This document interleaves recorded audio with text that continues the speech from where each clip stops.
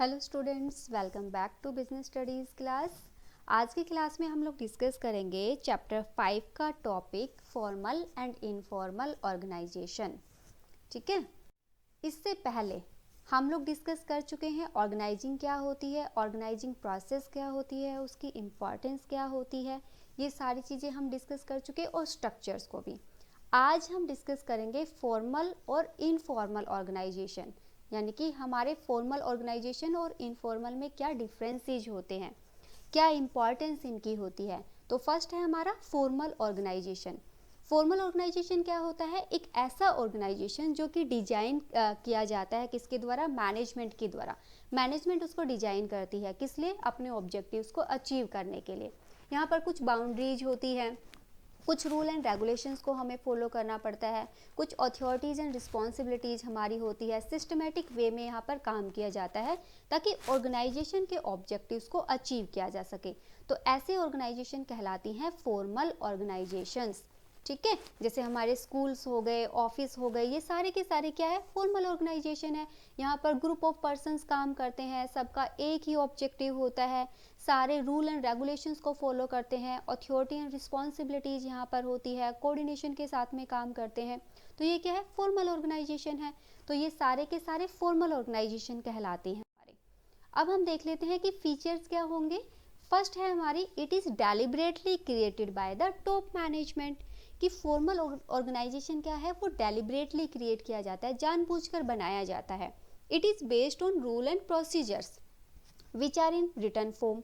ये किस पर बेस्ड होता है? रूल्स एंड प्रोसीजर्स के ऊपर, जो कि रिटर्न होता है। जब भी एम्प्लॉय ज्वाइन करता है किसी भी बिजनेस को तो एक रिटर्न फॉर्मेट उसको मिलता है, भाई आपकी सैलरी क्या होगी, अगर आप छोड़ के जाते हो तो कितने टाइम पहले आपको बताना पड़ेगा, आपके कैसे कैसे डिडक्शंस किए जाएंगे, आपकी ड्यूटीज़ एंड रिस्पॉन्सिबिलिटीज़ क्या होंगी। ठीक है, और ये क्या है? इम्पर्सनल है, यानी कि पर्सनल नहीं है। यहाँ पर हम किसी पर्सनल व्यक्ति के बारे में या उसके इमोशंस के बारे में बात नहीं करते हैं। यहाँ पर हम इम्पर्सनल वे में काम करते हैं, यानी कि ऑर्गेनाइजेशन के लिए काम करते हैं। It clearly defines the authority and responsibility of every individual. Formal organization जो होगा वो क्लियरली डिफाइन करेगा किसको? अथॉरिटी एंड रिस्पॉन्सिबिलिटीज को, हर पर्सन जो भी उस बिजनेस में काम करता होगा। It is created to achieve the organizational objective. ये ऑर्गेनाइजेशनल ऑब्जेक्टिव को अचीव करने के लिए ही क्रिएट किया जाता है। तो जहाँ पर ये सारी चीज़ें आती है उसको हम बोलते हैं फॉर्मल ऑर्गेनाइजेशन। अब हम देख लेते हैं कि इसकी एडवांटेजेस क्या होती है। भाई अगर फॉर्मल ऑर्गेनाइजेशन होगा तो इजी होगा कि हम रिस्पॉन्सिबिलिटीज़ फिक्स कर सकें, क्योंकि हमने सबको काम सौंप दिया, हर डिपार्टमेंट में पर्सन को लगा दिया। अब हम उसका काम जो उसकी रिस्पॉन्सिबिलिटी है उसको हम दे सकते हैं। तो ये होगा बेनिफिट। सेकंड बेनिफिट क्या होगा? No overlapping of work. जो काम है उसका दोहराव नहीं होगा, जिसको जो काम दिया गया है वो अपना ही काम करेगा, तो काम के दोहराव होने की जो सिचुएशन है वो अराइज नहीं होगी। नेक्स्ट एडवांटेजेस क्या होती है? यूनिटी ऑफ कमांड हो पाएगी through an established chain of command. ठीक है, यूनिटी ऑफ कमांड का मतलब क्या है? भाई यूनिटी ऑफ कमांड होगा, यानी कि एक टाइम पर एक सबॉर्डिनेट को एक से ज़्यादा सीनियर जो है वो काम नहीं देंगे। यूनिटी ऑफ कमांड जो कि हमारा एक प्रिंसिपल है हेनरी फ्यूल का, तो उसमें हेनरी फ्यूल ने क्या बोला था? एक टाइम पर एक सबॉर्डिनेट को, एक एम्प्लॉय को एक से ज़्यादा बॉस काम नहीं देंगे तो ही वो अपना काम अच्छे से कर पाएगा। तो अगर हमारा फॉर्मल ऑर्गेनाइजेशन होगा, सारी चीज़ें पहले से डिसीजन के अकॉर्डिंग ही की जाएगी, प्लानिंग के अकॉर्डिंग ही की जाएगी, तो यूनिटी ऑफ कमांड पॉसिबल हो पाएगा। नेक्स्ट पॉइंट हमारा आता है easy to achieve the objectives. सारे लोग अपने डिपार्टमेंट में काम करेंगे, कोऑर्डिनेशन के साथ में काम करेंगे, अपने अपने रिसोर्सेज का प्रॉपर यूटिलाइजेशन वो करेंगे, तो इससे जो ऑर्गेनाइजेशनल ऑब्जेक्टिव है उसको इजीली अचीव किया जा सकता है। नेक्स्ट पॉइंट आता है हमारा स्टेबिलिटी इन द ऑर्गेनाइजेशन।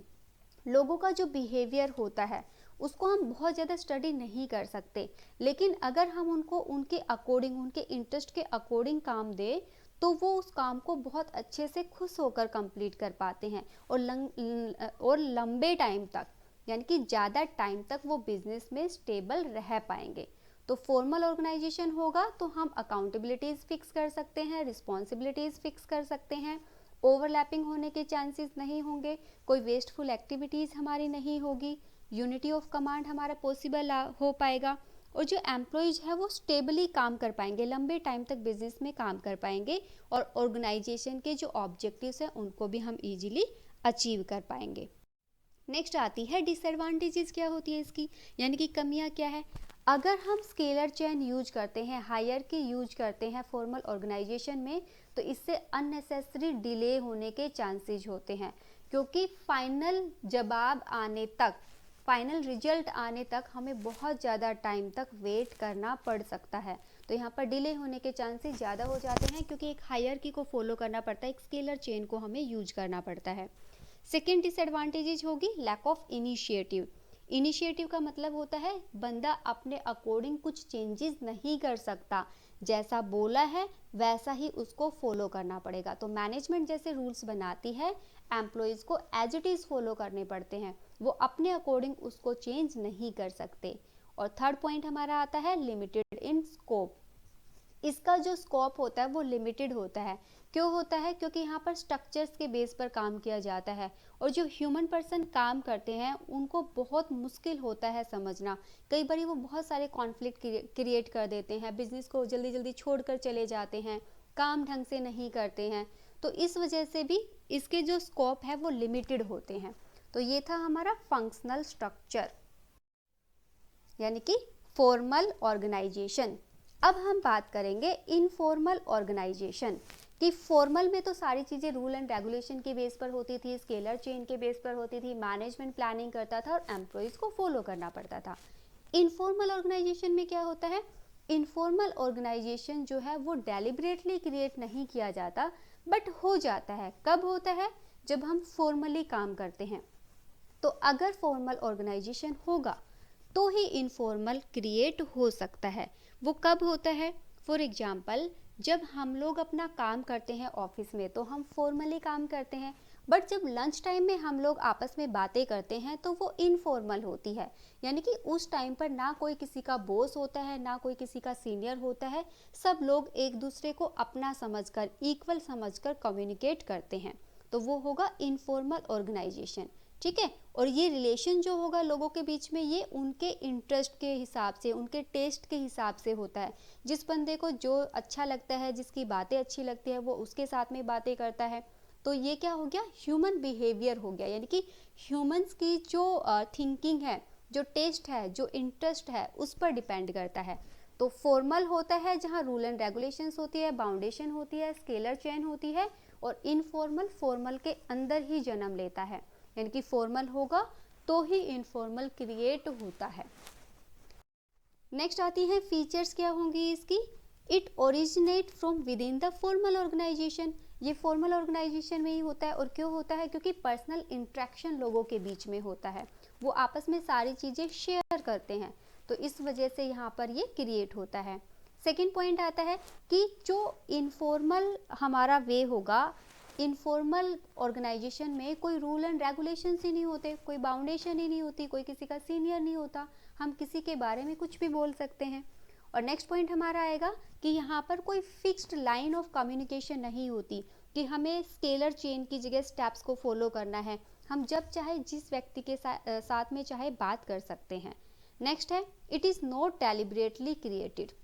ये डेलिबरेटली क्रिएट नहीं किया जाता, जानबूझकर नहीं होता, ये अपने आप हो जाता है, इमोशंस के बेस पर हो जाता है, इंटरेस्ट के बेस पर हो जाता है।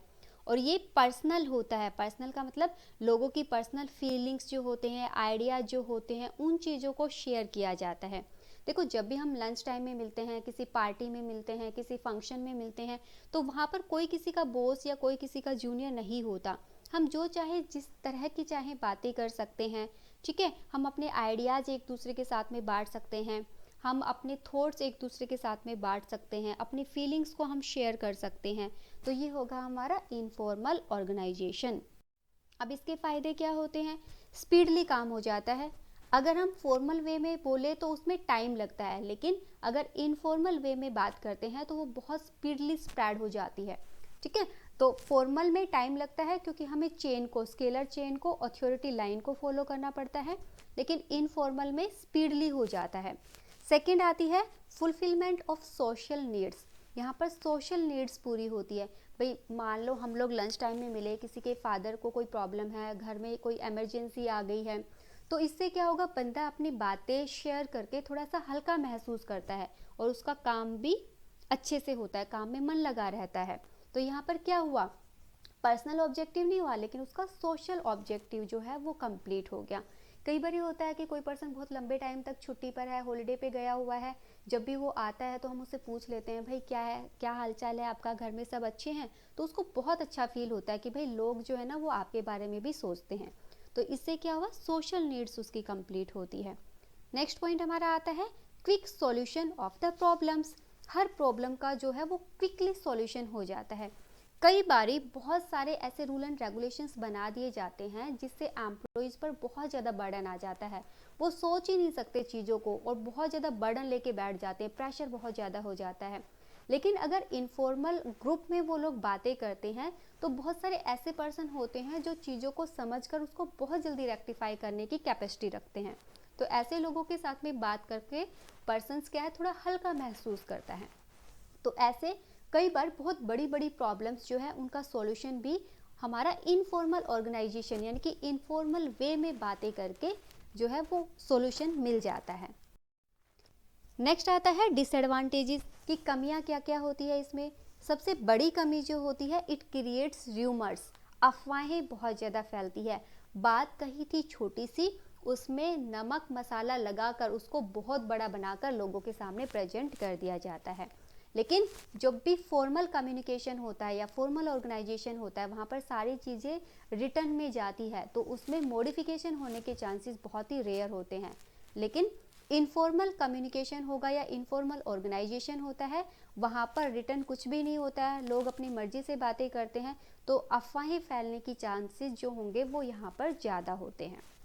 नेक्स्ट आता है, ये रेसिस्ट करता है किसको, चेंजेस का, चेंज का विरोध करता है। ऑर्गेनाइजेशन में आज तक कैमरे नहीं लगे हुए थे, आज मैनेजर ने अनाउंसमेंट कर दिया कि भाई वर्क प्लेस पे ना कैमरे लगाए जाएंगे। सारे लोग जो हैं वो बहुत नाराज़ हो जाते हैं, नहीं कैमरे लगेंगे तो हम थोड़ा भी रेस्ट नहीं कर सकते, हमारी तो हर गतिविधियों पर जो है मैनेजमेंट की नज़र रहेगी, ये तो हमारे लिए बहुत बुरा हो जाएगा। तो क्या होगा, जब भी कोई चीज़ आती है या कोई पुरानी टेक्निक होती है उसको चेंज करने के बारे में बोला जाता है तो लोग स्ट्रेस लेना स्टार्ट कर देते हैं। वो चेंजेस जो है उन चेंजेस को सहन नहीं कर पाते, वो उसका विरोध करते हैं। तो सबसे बड़ा होगा, क्यों, क्योंकि लोग आपस में डिस्कस कर लेते हैं, एक ने बोल दिया तो दूसरे बोलेंगे अरे यार इसने बोला है तो ऐसा ही होगा, नहीं हम भी नहीं लगने देंगे। तो जो इनफॉर्मल कम्युनिकेशन जो होता है, इनफॉर्मल ऑर्गेनाइजेशन होता है, यहाँ पर सबसे बड़ी डिसएडवांटेजेस जो होंगी वो यही होती है कि र्यूमर्स ज़्यादा होते हैं, अफवाहें ज़्यादा होती है और ये लोग नई चीज़ें जब भी बिजनेस में आती है तो उसका विरोध करना स्टार्ट कर देते हैं। थर्ड पॉइंट हमारा आता है प्रायोरिटी टू ग्रुप इंटरेस्ट और ग्रुप नॉर्म्स। यहाँ पर प्रायोरिटी किसको दी जाती है, ग्रुप के इंटरेस्ट पर दी जाती है। अगर एक पर्सन ने दूसरे पर्सन की हेल्प कर दी तो दूसरा भी उसको करने के लिए जो है वो प्रेशर फील करेगा, ग्रुप नॉर्म्स का प्रेशर होता है। अगर मैनेजमेंट के अंदर बंदे ने कोई भी काम किया, गलत हो गया तो दूसरे बंदे ने उसकी हेल्प कर दी, नेक्स्ट टाइम अगर दूसरे वाले से कोई गलती होती है तो पहले वाले पर प्रेशर हो जाता है कि भाई उसको भी काम उसका करना पड़ेगा, क्यों नहीं किया तो वो उससे नाराज हो जाएगा। तो यहाँ पर जो प्रेशर ऑफ ग्रुप नॉर्म्स होता है वो भी बहुत ज़्यादा होता है। तो ये थे हमारे फॉर्मल और इनफॉर्मल ऑर्गेनाइजेशन। फॉर्मल ऑर्गेनाइजेशन होगी जहाँ रूल एंड रेगुलेशंस के तहत हम काम करते हैं, रिटर्न सारी की सारी चीज़ें होती है, कुछ हमारी रिस्पॉन्सिबिलिटीज़ होती है, ड्यूटीज़ होती है, उसके अकॉर्डिंग हम काम करते हैं। और इनफॉर्मल होगा जब फॉर्मल में रहते हुए हम किसी पार्टी में गए, हम लंच टाइम में बात करते हैं, डिस्कशन करते हैं, तो वो हमारा इनफॉर्मल ऑर्गेनाइजेशन कहलाता है। इनफॉर्मल में कोई किसी का सीनियर नहीं होता, कोई किसी का जूनियर नहीं होता, जो चाहे हम बातें कर सकते हैं, अपनी जो हमारी सोशल प्रॉब्लम्स हैं, जो हम आपस में कोई इन्फॉर्मेशन डिस्कस करना चाहते हैं, वो सारी चीज़ें हम इजीली कर सकते हैं। तो अब हमें पता लग गया फॉर्मल क्या होता है, इनफॉर्मल क्या होता है। अब हम लोग कर लेते हैं इनके डिफरेंसेस। फर्स्ट जो है फॉर्मेशन। फॉर्मल ऑर्गेनाइजेशन जो होता है वो क्रिएट किया जाता है, वेल डिफाइंड होता है और डेलिब्रेटली क्रिएट किया जाता है। बट इनफॉर्मल क्या है, वो सोशल इंट्रैक्शन की वजह से होता है। हम पहले नहीं सोचते कि हम इसके साथ बात करेंगे या इसके साथ में हम कोई रिलेशन बनाएंगे, वो ऑटोमेटिक हो जाता है। तो यहाँ पर फॉर्मेशन जो है वो क्रिएट किया जाता है, डेलिब्रेटली होता है, बट इनफॉर्मल जो है वो डेलिब्रेटली नहीं होता। सेकेंड है बेसिस, इसका पर्पज क्या होता है? फॉर्मल का पर्पज होता है ऑर्गेनाइजेशनल ऑब्जेक्टिव्स को अचीव करना। इनफॉर्मल का ऑब्जेक्टिव होता है अपनी चीज़ों को, सोशल जो हमारी सेटिस्फैक्शन है उसको सेटिस्फाई करना, यानी उसको कंप्लीट करना। तो यहाँ पर सोशल नीड्स पर फोकस किया जाता है, वहाँ ऑर्गेनाइजेशनल ऑब्जेक्टिव्स पर किया जाता है। फॉर्मल में ऑर्गेनाइजेशनल ऑब्जेक्टिव, इनफॉर्मल में सोशल ऑब्जेक्टिव्स। नेक्स्ट आता है हमारा स्ट्रक्चर। स्ट्रक्चर का मतलब यहाँ पर अथॉरिटी होती है, फॉर्मल में रिस्पॉन्सिबिलिटीज़ होती हैं, और फिर अकाउंटेबिलिटी जो है वो डिसाइड की जाती है। इनफॉर्मल में कोई किसी का सीनियर जूनियर नहीं होता, तो यहाँ पर ह्यूमन इमोशंस के बेस पर काम किया जाता है। नेक्स्ट हमारा आता है बिहेवियर। यहाँ पर बिहेवियर ऑफ मेंबर्स होता है, और वहाँ पर म्यूचुअल कंसेंट होती है, सारे लोगों की सहमति होती है, तभी जो काम है वो कंप्लीट किया जाता है।